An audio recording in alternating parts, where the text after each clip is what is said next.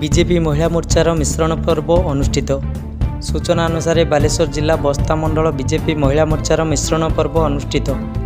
जिला महिला मोर्चा साधारण संपादक मालती नायक तत्वावधान में बस्ता मंडलर विभिन्न पंचायतरू शताधिक महिला राज्य सरकार महिला विरोधी नीति को विरोध कर विधिवत भाव बीजेपी योगदान करथिले।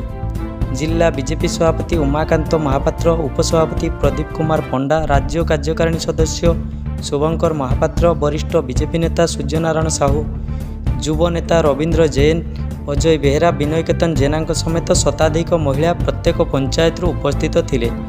ब्यूरो रिपोर्ट, गाँ न्यूज।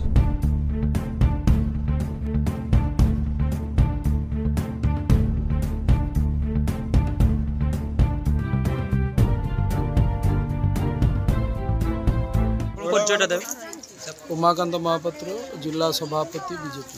आजिकार जो कार्यक्रम आभिमुख्य कौन रही? आज बहुत महिला बस्ता निर्वाचन मंडली रे भारतीय जनता पार्टी योगदान कर यशस्वी प्रधानमंत्री नरेंद्र मोदी आदर्श उद्बुद्ध होकर आज भारतीय जनता पार्टी रे योगदान कर। आपण परिचयटा देबे?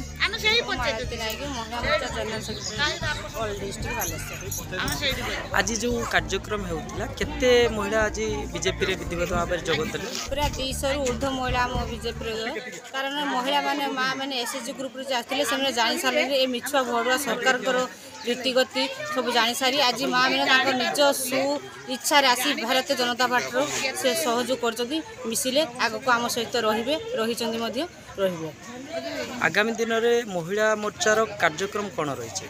महिला मोर्चा आमर गाँ गाँ को जाई माँ मन को बुझा आमर केन्द्र सब योजना सब आमर यशस्वी प्रधानमंत्री माँ गोटे पाइखाना ठू आरंभ कर रोषई करने पर्यंत माँ स्वावलम्बी एसएचजी ग्रुप जो आम अटल स्वर्गत अटल बिहारी वाजपेयी जो गठन करते सब विषय आम गाँ को जाई माँ मान को सचेतन कर आमर आगामी निर्वाचन महिला मोर्चार एटार गोटे संकल्प।